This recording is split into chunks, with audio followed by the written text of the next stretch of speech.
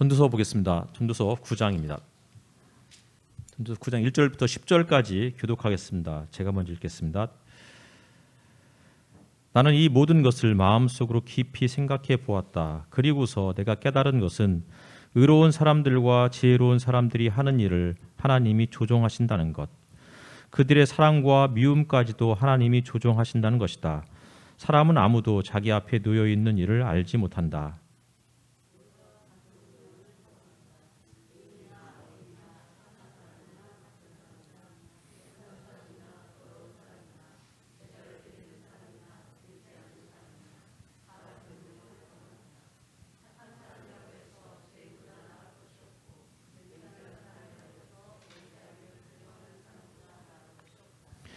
모두가 다 같은 운명을 타고났다는 것, 이것이 바로 세상에서 벌어지는 모든 잘못된 일 가운데 하나다. 더욱이 사람들은 마음의 사악과 광증을 품고 살다가 결국에는 죽고 만다.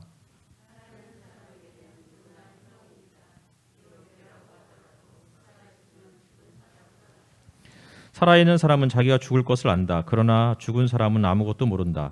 죽은 사람에게는 더 이상의 보상이 없다. 사람들은 죽은 이들을 오래 기억하지 않는다.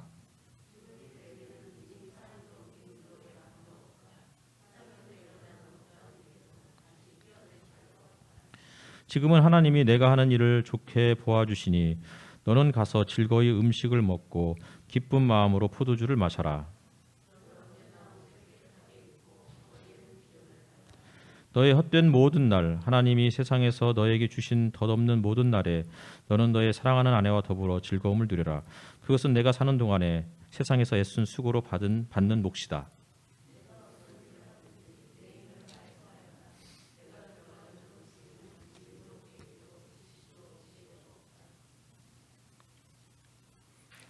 잠깐 앞뒤 좌우에 계신 분들도 돌아보시면서 인사 나누셨으면 좋겠습니다.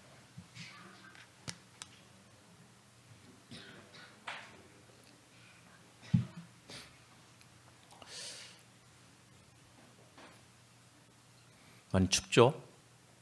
엊그저께가 입춘이었는데 입춘이 지나는데 오히려 더 추워진 것 같은 생각이 듭니다. 네. 게다가 또 오미크론으로 인해서 확진자가 어제 통계 집계는 이제 36,000명이 넘었고 오늘은 더 늘어날 것이다 이렇게 예측을 하고 있습니다. 또 2월 중반이 되면 하루에 16만 명까지도 늘어날 것이다 이런 이제 예보도 나오고 있죠. 정말 적어도 2월 한 달은 최대한 조심하면서 살아야 되지 않을까 이런 생각을 이렇게 해보게 됩니다. 암담하고 침울한 소식이 사실은 정말 좋은 소식을 이제 압도하고 있는 상황이에요. 이런 중에도 모든 성도들과 가정에 하나님의 돌보심과 하나님의 보호하심이 깃들기를 또 기도합니다. 우리 한긴 성도님께서 새 봄에는 그냥 독감처럼 지나가게 되기를 이렇게 또 댓글을 올려주셨습니다. 오늘은 이제 전도서 9장입니다. 다음 주 주일에는 오세준 목사님이 설교를 해주실 건데요. 그래서 오늘을 9장, 오 목사님이 10장 이렇게 하다 보면 이제 2월에는 예정대로 전도서를 이렇게 마무리할 수 있을 것 같습니다. 전도서를 마치면 다음엔 어디 설교하는지 전혀 안 궁금하시죠? 예. 그래도 제가 말씀드리면 마가복음입니다. 또 마가복음도 대략 한 2달 정도 이렇게 진행을 하게 될 것 같습니다. 마가복음 다음엔 또 뭘 할까? 저도 제가 계획을 세웠지만 잘 모르겠습니다. 또 확인해 봐야 될 것 같아요. 또 어쨌든 신약 구약을 계속 왔다 갔다 번갈아 하고 있는 게 이제 우리 교회의 현재 설교 패턴입니다. 근데 오늘 설교 제목이 피투성이라도 살라입니다. 굉장히 좀 무겁고 또 때로는 좀 무섭다라는 그런 느낌까지 드는 제목이죠. 피투성인데 살라는 어떻게 피투성인데 살라고 하느냐? 피투성이가 안 되고 살 수 있는 방법은 없을까? 이런 생각도 하시는 분들이 있을 수 있을 것 같아요. 근데 이제 이 표현이 에스겔서에 나오는 거예요. 에스겔 16장에 가면 하나님께서 이스라엘 백성들을 이제 버려진 아기, 광야에 버려진 탯줄도 끊지 않고 태어나자마자 그냥 광야에 버려진 아기의 모습을 이스라엘 백성의 모습으로 그렇게 묘사하고 있는 거예요. 그러니까 이제 사람들이 이 아기가 태어났는데 그냥 태어나자마자 이 아기를 들판에 혹은 광야에 버린 거예요. 강보에 쌓이지도 않은 채. 아무도 그를 돌보아 주는 사람이 없는 상황이에요. 그런데 하나님께서 그 들판에 버려진 아기를 보셨고 그리고 말씀하시는 거예요. 그때 내가 내 곁으로 지나가다가 핏덩이로 버둥거리는 너를 보고 핏덩이로 누워있는 너에게 제발 사람만 달라고 했다. 그리고 가로쳐놓고 이렇게 또 표현하고 있어요. 핏덩이로 누워있는 너에게 제발 사람만 달라고 했다. 하나님께서 이제 막 버려진 핏덩이인 그 아기를 데려가셔서는 돌보아 주시고 키워주셨더니 그가 어느 순간부터 들의 풀처럼 무성해지기 시작했고 나중에는 크게 자라서 보석처럼 빛나게 되었다. 정말 가장 아름다운 보석처럼 되었다. 이게 에스겔 16장에 있는 말씀이에요. 그런데 이제 문제는 여전히 벌거벗은 상태인 거예요. 지금 뭐를 떠올리는 거죠? 창세기에 하나님께서 처음에 이제 아담과 하와를 창조하셨을 때 그 모습을 떠올리는 거예요. 그런데 하나님께서 그에게 겉옷을 준비해서 입혀주셨어요. 그리고는 그와 언약을 맺으셨고 심지어는 그를 아름다운 왕비로 맞이해 주셔요. 그런데 이 여인이 이제 그 핏덩이였던 이 아기가 자라서 아름다운 왕비, 아름다운 여인이 됐는데 그 여인이 자신의 아름다움만 믿고서 결국은 음행을 하다가 하나님으로부터 또 다시 버림받고 그리고는 버려지는 그게 이제 예루살렘의 현실을 이렇게 표현해주는 그러한 에스겔의 말씀이죠. 하지만 하나님께서 다시 또 버려졌던 그 여인을 찾아가 주셨고 그리고는 새롭게 언약을 맺으시고 그리고 과거의 모든 부끄러운 모습들을 다 용서해 주시고 관계를 회복해 주신다. 이게 이제 에스겔 16장에 있는 말씀이에요.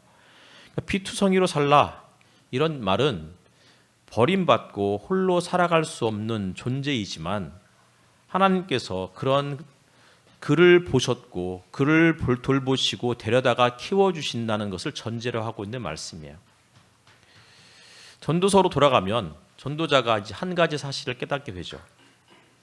그것은 다름 아니라 하나님께서는 의로운 사람, 지혜로운 사람을 조종하신다는 거예요. 조종하신다, 뭐 컨트롤한다, 뭐 이런 의미겠죠, 그렇죠? 조종하신다, 혹은 하나님께서 그들을 다 손 안에 그 들고 계신다, 뭐 이런 표현인 거예요. 뭐 우리가 이제 뭐 불교적인 속담으로는 부처님 손바닥 이런 얘기잖아요. 그리고 또 시편에 있는 말씀은 우리가 아무리 어딜 간들 저 바다 끝에 거한들 사실은 하나님의 손바닥 안에서 거하는 것과 똑같다. 벗어날 수 없다는 거죠. 그러면서 1절을 사람은 아무도 자기 앞에 놓여 있는 일을 알지 못한다 이러면서 마무리를 하고 있어요. 이 말은 인간의 삶이 헛되고 허무하다 이런 뜻이 아니고 인간은 아무리 노력해도 미래를 알 수 없다. 한 치 앞도 내다볼 수 없는 연약한 한계 많은 존재이다. 이렇게 표현하고 있는 거죠. 욥도 마찬가지였어요. 욥도 모든 것을 다 잃어버렸고 그리고 비참하게 하루하루를 견디면서 하나님께 끊임없이 던진 그 질문을 던졌죠. 근데 그 질문에 대한 답은 결국 그거였어요. 알 수 없다는 거였어요. 하나님의 그 심오한 뜻을 욥의 또 뭐 인식의 뭐 한계로는 인식으로는 그 하나님의 뜻을 심오한 뜻을 알 수 없다. 도무지 이해할 수 없다. 그래서 답답하고 화가 나는 거죠. 언제까지 이렇게 살아가야 할지.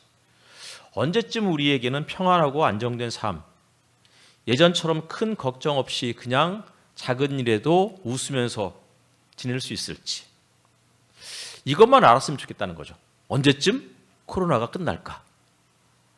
언제쯤 우리가 좀 그냥 사람 수에 상관없이 밥 먹으러 가자 그랬을 때 마음껏 부담 갖지 않고 밥을 먹을 수 있는 그런 날이 우리에게 돌아올 수 있을까?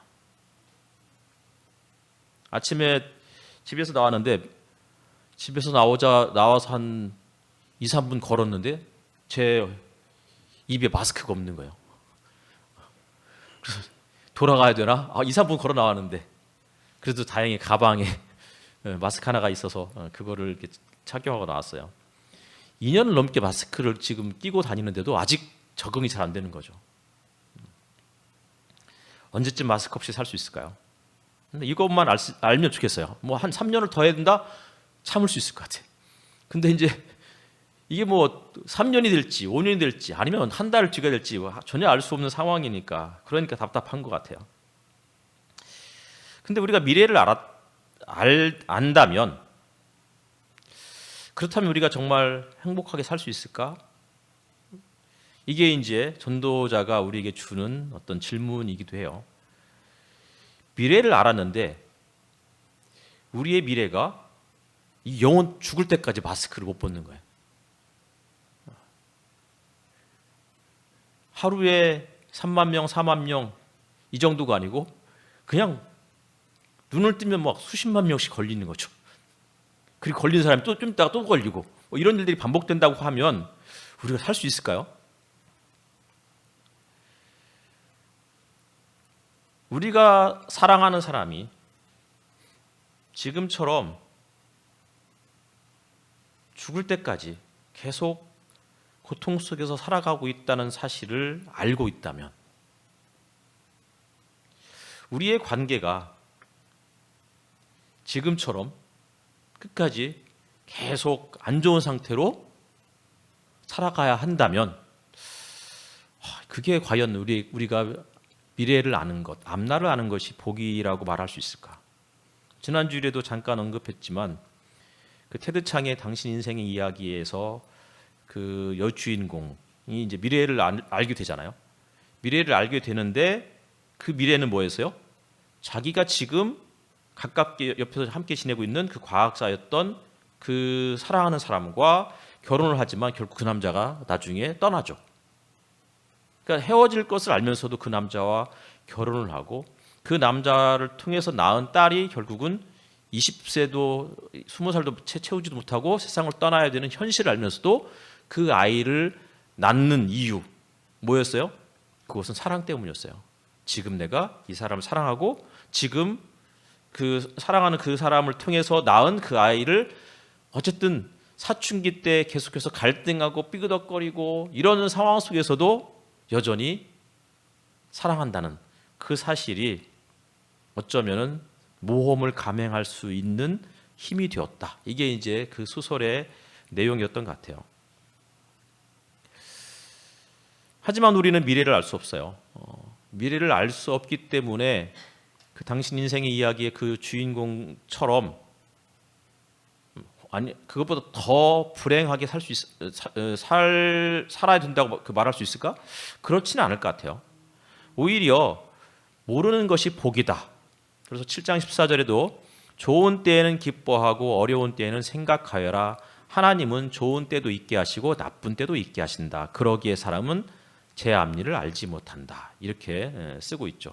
모르기 때문에 감사할 수 있고 모르기 때문에 우리는 어쩌면 살 수 있다는 거예요. 2절을 보니까 9장 2절이죠. 모두가 같은 운명을 타고났다 이렇게 말씀하고 있어요. 의인이나 악인이나 착한 사람이나 나쁜 사람이나 깨끗한 사람이나 더러운 사람이나 제사를 드리는 사람이나 드리지 않는 사람이나 다 같은 운명을 타고났다.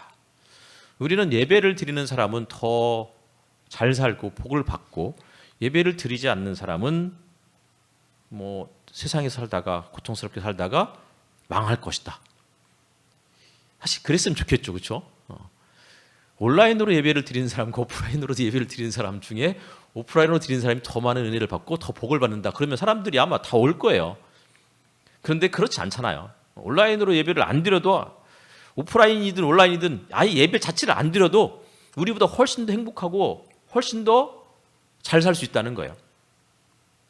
그런데 왜 굳이 여기까지 와서 이 위험한 시기에 예배를 드려야 되며 어쨌든 뭐 온라인으로 예배를 드리시는 분들도 마찬가지로 왜 이 아침에 정말 주일 아침은 너무나 사실은 이불 속에서 누워서 그냥 더 자고 싶은 그런 시간인데 굳이 예배를 드려야만 할까요? 전도자는 그렇게 이야기하고 있는 거죠. 예배를 드리는 사람이나 드리지 않는 사람이나 다 같은 운명을 타고났다. 그러면서 3절에서 모두가 다 같은 운명을 타고났다는 것, 이것이 바로 세상에서 벌어지는 모든 잘못된 일 가운데 하나다. 똑같은 운명을 타고났다는 것이 당연하다라는 게 아니고 사실은 그게 잘못된 일 가운데 하나라는 거예요. 다 같은 운명은 결국 뭐냐면 죽음을 피할 수 없다는 거예요.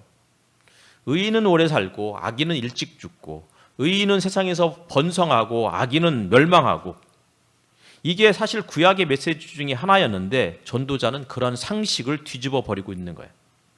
의인도 착한 사람도 악인과 동일한 운명을 타고났다는 거죠.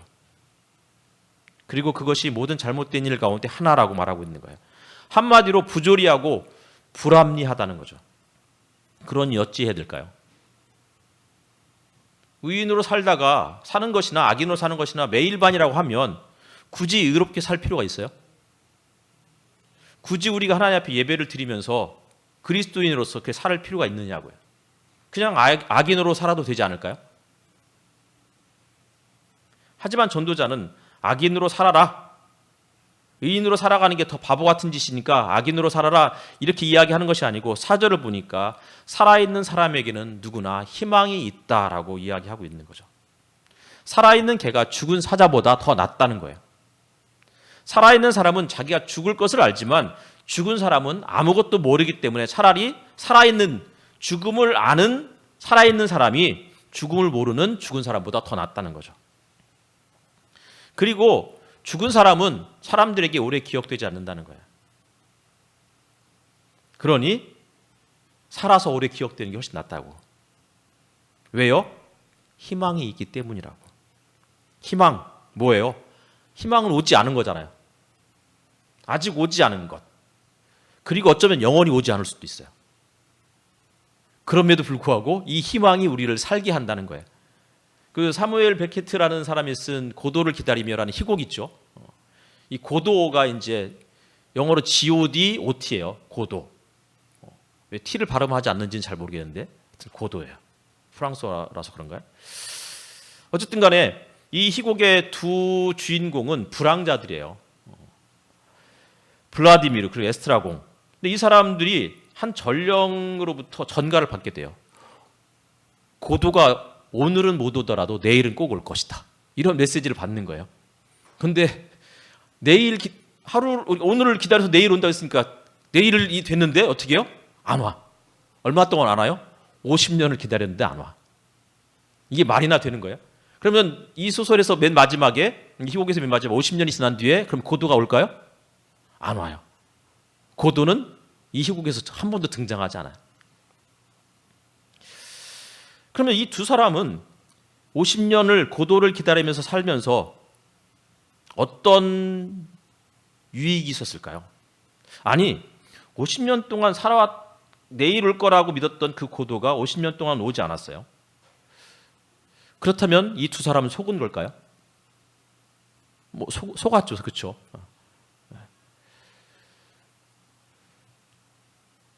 속았는데, 그런데 저는 이 두 사람이 50년 동안 매일같이 속았으면서 또 속을 수 있었을까? 그 두 사람을 속게 만들었던 힘은 무엇이었을까? 아니, 좀 질문을 바꿔서 이 두 사람이 늘 내일 안 올 것을 알면서도 1년 지나고 2년 지나면서 배웠을 거 아니에요. 내일 하다가 52년이 지났어. 그러면 그 3년째도 분명히 안 올 걸 알아요. 그런데도 불구하고 이 두 사람이 또 고도를 기다리고 있는 거예요. 고도를 기다리면서 두 사람이 얻었던 유익은 무엇이었을까? 실망과 허무, 회의. 처음엔 분명히 그랬을 거예요. 1년이 지나도 안 와. 2년이 지나도 안 와. 그러면 실망하고, 그리고 허무한 허무를 느꼈을 것이고, 그리고 회의감을 느꼈을 거예요. 하지만 그들이 50년이라는 긴 세월을 허무와 회의, 실망으로는, 그것만으로는 기다릴 수 없었을 거라고요. 기다리면서 얻게 된 것은 뭐겠어요? 현실을 사랑하는 방법을 터득했을 거라는 거예요. 현실을 도피하는 선택이 아니고 현실, 다시 말하면 하루하루를 기쁘게 사는 법을 터득했을 거라는 거예요. 그래서 뭐 이 고도를 기다리면서 이 고도가 아까 말씀드렸듯이 G.O.D. OT니까 아마 이 베케트는 이 고도를 갓 G.O.D. 그것에 대한 어떤 뭐 상징으로서 그렇게 표현했을 것이다라고 이야기를 해요. 그러나 뭐 그게 하나님이든 그게 뭐 자기가 정말 기다렸던 어떤 희망이든 결국 오지 않는, 하지만 그럼에도 불구하고 그것을 기다렸기 때문에 혹은 그를 기다렸기 때문에 이 두 사람이 불황자였지만 여기저기 떠돌아다니면서도 늘 고도를 기다리면서 하루하루를 즐겁게 살아갈 수 있었다는 거죠. 작년에 했던 드라마였나요? 재작년이었나요? 아니, 저는 넷플릭스에서 작년에 봤어요.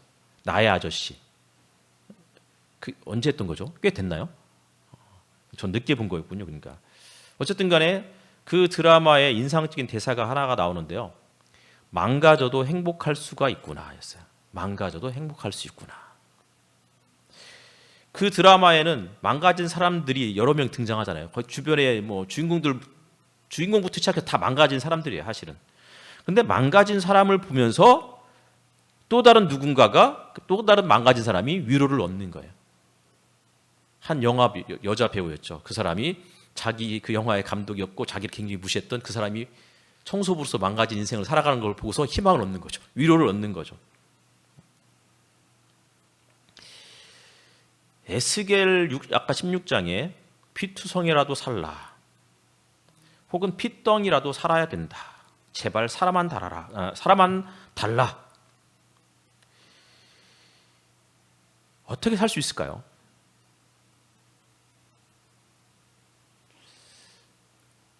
버려졌는데,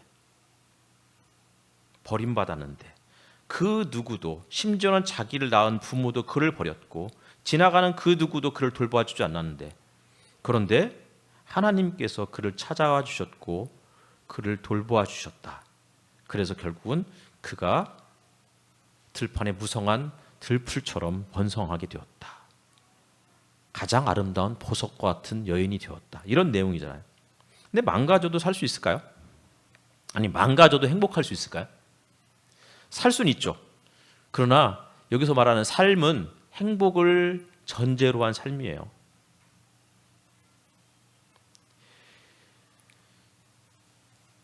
이리 치이고 저리 치이지만 희망이 전혀 보이지 않는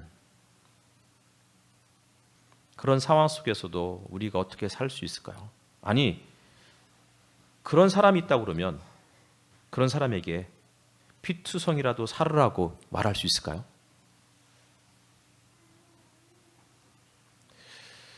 어제 아침 기도회에서 요한복음 11장의 죽은 나사로에 대한 이야기를 배경으로 해서 함께 말씀을 나눴었습니다. 예수께서 유다를 떠났는데, 유대 지방을 떠나 있는 상황에서 사랑하는 나사로가 죽을 병에 걸렸다라는 그런 소식을 접하게 되죠. 그런데 예수님이 사랑하는 나사로, 사랑하는 마리아와 마르다가 있는 그곳을 죽을 병에 걸렸다라는 소식을 듣고도 바로 찾아가지 않으시고 이틀을 더 머무셨다가 그 이후에 그곳을 찾아가셔요. 하지만 이미 찾아가셨을 때는 나사로는 죽은 지 나흘이나 된 상태였죠.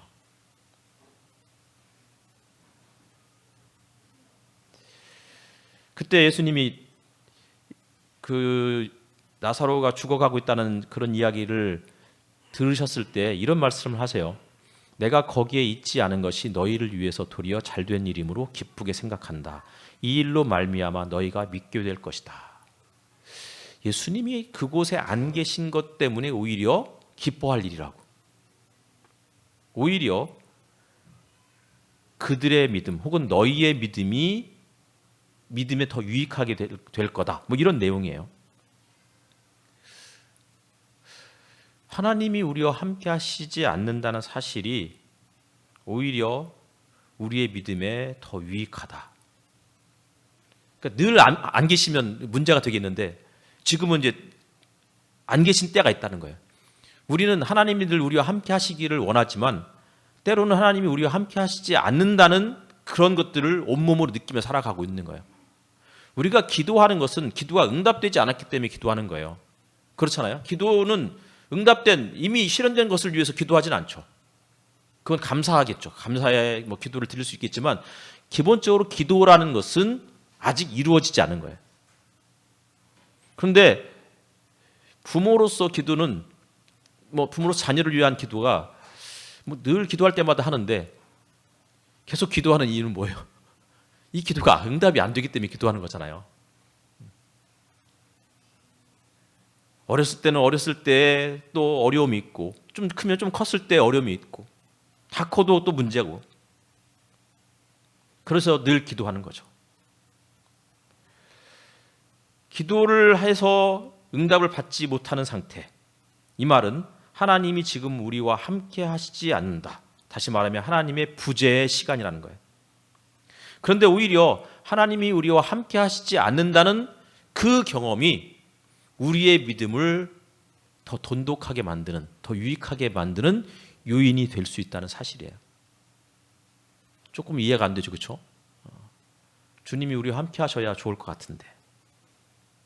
그래서 지난 주 중에 썼던 글이 사실은 이거는 이제 설교를 준비하던 중에 몇몇 분들과 그 카톡으로 이야기를 나누다가 이제 바로 그날 밤에 정리했던 글이기도 해요. 내가 힘들고 어려울 때마다 호련히 나타나서 나를 도와주고 사라지는 사람이 있다고 한번 가정해 보자는 거예요. 위기의 순간에 나타나는 그 사람 때문에 고맙겠죠, 그렇죠? 근데 내가 위기의 순간 때마다 늘 내 앞에 나타나서 모든 문제를 해결해 주는 슈퍼맨과 같은 초능력자가 있다고 그러면 과연 우리의 삶이 행복할까? 아마 처음에는 신기하고 재미있을지 몰라도 나중에는 내 삶에 대한 진지함, 내 삶에 대한 신중함이 사라져 버릴 거예요. 그냥 내기를 거는 족족 다 이겨. 그러면 그때부터 그 내기가 싱거워지는 거잖아요. 그러면서 그 초능력자가 더 이상 내 삶에 나타나주지 않기를 바랄 수 있다는 거예요. 아마 그럴 것 같아요. 근데 그 이후에 이제 더 이상 내 삶에 개입하지 마라. 찾아오지 말아달라. 그래서 결국 그 해결사는 찾아오지 않아요. 몸은 고되고 지치고 한숨과 눈물로 하루하루를 보내야만 하는 거죠. 그런데 해결사가 찾아오지 않는 대신에 다른 누군가가 찾아왔는데 그는 내 문제를 해결해 줄 능력이 눈꼽만치도 없는 사람이에요. 그가 해줄 수 있는 유일한 일은 뭐냐면 내 옆에서 같이 한숨 쉬어주고 내가 하는 그 한탄 탄식을 들어주고 하소연을 다 들어주고 그냥 가끔씩 어깨를 토닥여주고 밥 한번 같이 먹어주는 것. 이게 그가 할 수 있는 전부였던 거예요. 그리고 가끔 한다는 말이 그래도 살아야 되지 않겠느냐고.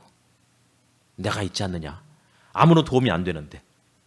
그럼에도 불구하고 내가 네 옆에 있지 않느냐. 힘내라.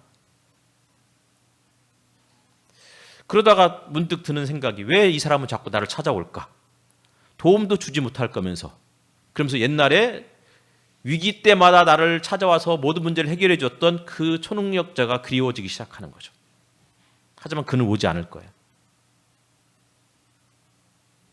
오직 나를 찾아오는 이는 평범한 때로는 어리숙한 그 사람이 전부인 거죠.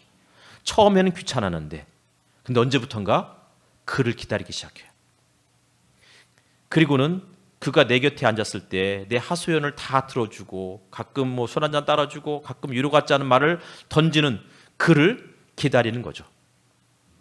처음에는 왜 자꾸 찾아오냐? 설마 나를 좋아하는 거 아니냐? 이렇게 물었는데 어느 순간 그가 사실은 좋아한다고 이렇게 말을 하는 거죠. 그리고 나도 어느 순간 그가 좋아지는 거예요. 그러면서 나중에 이렇게 이야기하죠. 당신 때문에 이렇게 버틸 수 있었고 살 의미를 찾았다고. 그래서 고마웠다고.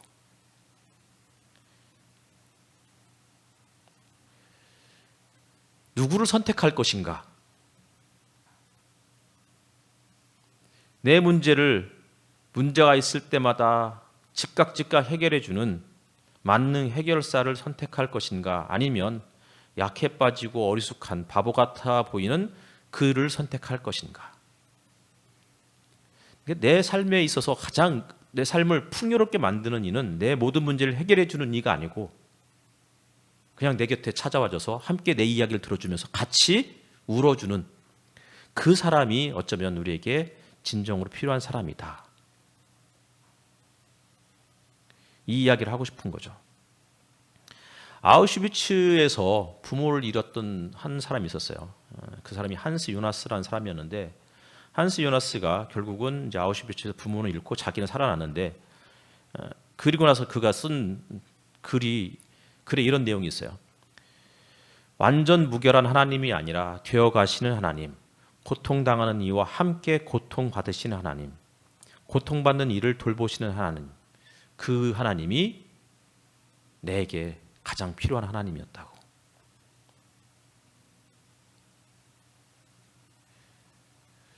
나치 탄압을 피해서 미국으로 망명을 떠나야 했던, 그리고 유대인이라는 이유만으로 자기의 사랑하는 친구들과 동료들이 아우슈비츠에서, 독가스실에서 죽음을 당해야 했던 그 소식을 접했던 한 화가가 있었어요. 마르크 샤갈. 그가 이런 말을 남겼다고 하죠. 삶이 언젠가 끝나는 것이라면 삶을 사랑과 희망의 색으로 칠해야 한다. 그리고 샤갈의 그림들은 다 색깔이 너무 이쁘잖아요. 7절에서 전도자가 이렇게 말하고 있는 거예요. 지금은 하나님이 내가 하는 일을 좋게 보아주시니 너는 가서 즐거이 음식을 먹고 기쁜 마음으로 포도주를 마셔라. 이 7절에서 가장 중요한 단어, 가장 마음에 와닿는 단어가 뭘까요? 오 목사님. 하나님이 내가 하는 일을 좋게 보아주시니. 예, 우리 환경희 형제님은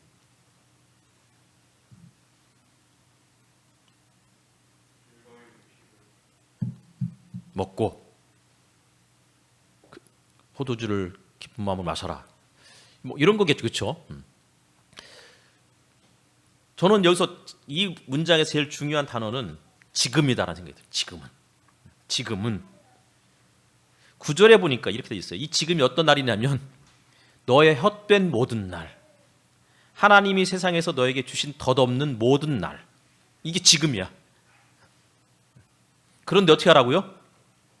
그런 날에도 너의 사랑하는 아내와 더불어 즐거움을 누려라. 공동번역에는 이것이야말로 하늘 아래서 수고하며 살아가는 동안 내가 누릴 몫이다 이렇게 돼 있어요. 지금은 어쩌면 삶의 의미를 발견할 수 있는 날이 아닐 수도 있어요. 지금은 허무하고 덧없는 날일 수 있어요. 그럼에도 불구하고 어떻게 하라고요? 하나님께서 주신 날인 거예요.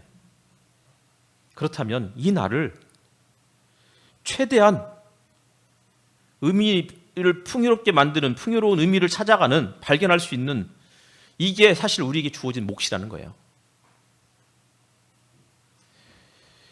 유대 랍비였던 아브라함 요슈아 헤셀이라는 사람이 있어요. 그가 누가 사람이냐라는 책에 마지막에 이렇게 표현하고 있어요. 나는 명령받았다. 그러므로 나는 존재한다. 데카르트가 나는 생각한다 이랬잖아요. 근데 이 헤셀은 명령받았다는 거예요. 무슨 명령이요? 그럼에도 불구하고 살라는 명령.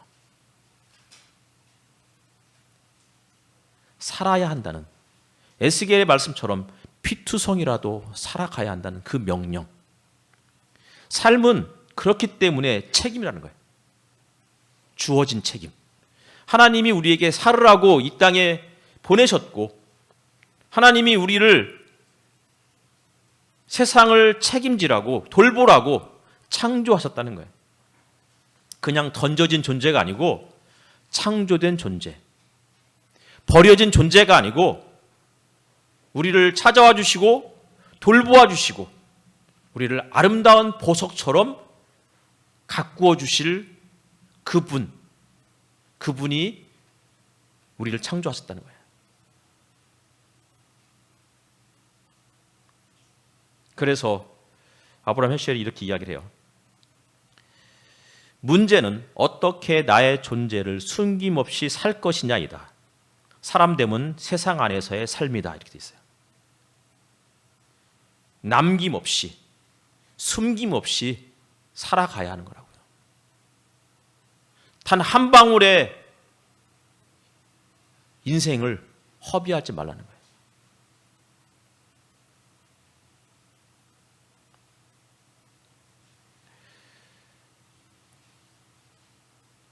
헤셸의 이야기 한 문장 더 인용하겠습니다. 헤셸은 존재보다 삶이 더 중요하다고 이렇게 이야기를 해요. 존재라는 말은 굉장히 추상적인 개념이잖아요. 근데 삶은 구체적인 현실이라고요.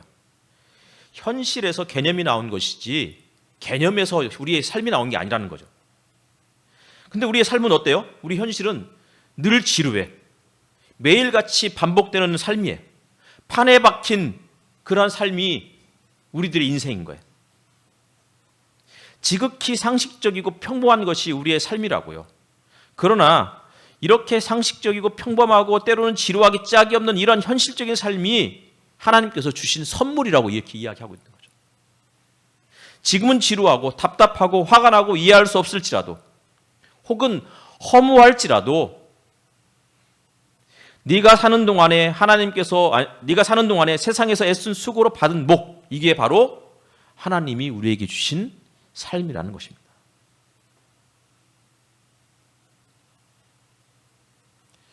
다정한 것이 살아남는다에 보면 이런 내용이 있어요. 저는 처음 알았던 건데요. 사람만이 이 눈에 흰자가 있다고 그러더라고요. 다른 동물은 흰자가 없대요. 물론 이제 막 억지로 이제 이 눈꺼풀 까집으면 보이겠죠.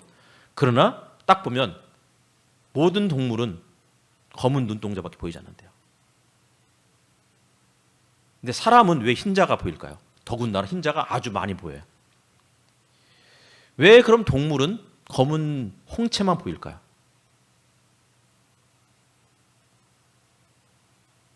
본능이래요. 자기의 약함을 보여주지 않기 위한 본능.